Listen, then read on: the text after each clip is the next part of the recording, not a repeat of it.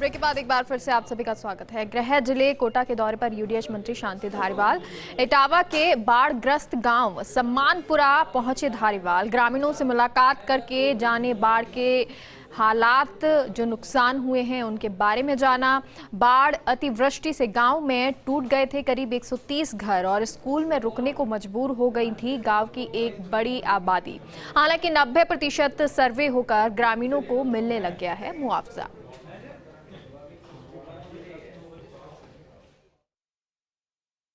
बाढ़ से व्यापक तबाही हुई है और यूडीएच मंत्री शांति धारीवाल ने आज पूरे बाढ़ग्रस्त इलाके देखे हैं। सर, इटावा, सांगोद, सुल्तानपुर, जो बर्बादी का मंजर है, आपने भी कहा कि ऐसी तबाही तो कभी नहीं देखी। किस तरह से इन आंसुओं को पहुंचने की कोशिश? कभी ऐसी तबाही नहीं देखी, वाकई सही बात है। तो पहला मौका है।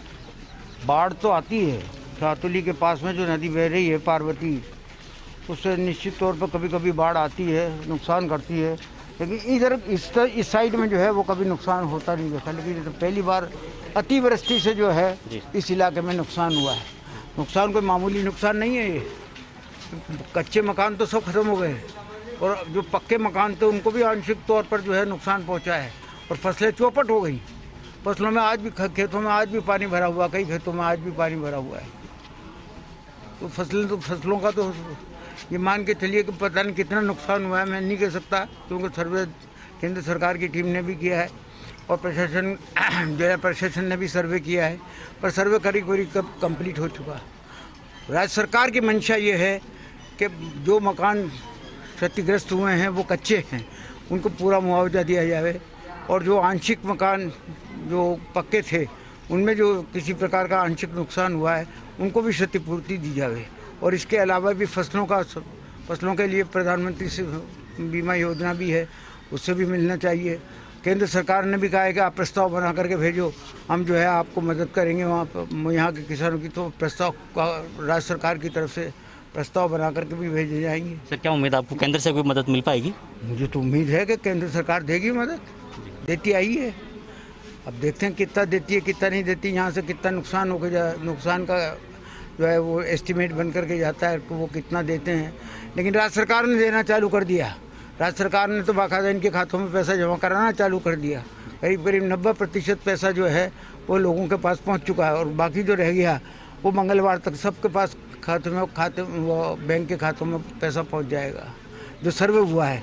इसके अलावा भी ये कहा गया है कि जो सर्वे में अगर मान लीजिए कोई किसी का नुकसान हो गया हो और उसको सर्वे में शामिल नहीं किया गया हो, तो वो पूरा जो है अपना दरख्वास्त दे करके जो है पूरा दोबारा से सर्वे करवा सकता है। साबित उसी को करना पड़ेगा कि मेरा इतना नुकसान हुआ है, तो उसको भी शामिल किया जाएगा। सर, क्या मतलब कोई भी आदमी, मुख्यमंत्री जी की इच्छा है कि कोई भी आदमी ऐसा बकाया न रहे जिसका नुकसान हुआ हो और जिसको राज्य सरकार की सहायता न पहुँची हो।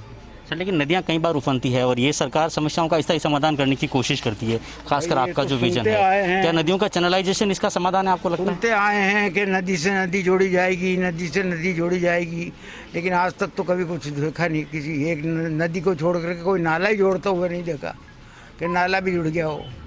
सुनते आए। सर, आखिरी सवाल, बाढ़ को लेकर के बीजेपी के लोग कह रहे हैं कि मुख्यमंत्री जी बाहर नहीं आ रहे हैं। बाढ़ को लेकर के सियासत भी हो रही है, बीजेपी के लोग कह रहे हैं कि मुख्यमंत्री जी नहीं आए। मुख्यमंत्री जी के नुमाइंदे हम है ना, हम आ गए। मुख्यमंत्री जी क्या करेंगे? हर जगह कोई मुख्यमंत्री जी पहुंचेंगे क्या, या हर जगह कोई प्रधानमंत्री जी पहुंचेंगे क्या? अगर उनके नुमाइंदे आते हैं, देखते हैं, जो जिला प्रशासन पूरा सतर्क है और पूरी सतर्कता से रिपोर्ट दे रहा है, कोई दिक्कत नहीं है। तो बाढ़ग्रस्त जहाँ मुख्यमंत्री जी का आने की आवश्यकता होगी निश्चित तौर पर आते भी हैं। कोटा में बाढ़ आई थी 2019 में, तो क्या मुख्यमंत्री जी नहीं आए थे क्या? तब भी आए। तो यूडीएच मंत्री शांति धारीवाल लगातार बाढ़ग्रस्त इलाकों के दौरे पर हैं और साथ में लोगों को ये भरोसा दिलाने की कोशिश कर रहे हैं कि जो भी नुकसान हुआ है सरकार की तरफ से पूरी कोशिश होगी कि उसका अधिकतम भरपाई हो सके। कैमरामैन आकाशदीप सिंह के साथ मोहम्मद रश चारण, फर्स्ट इंडिया न्यूज़।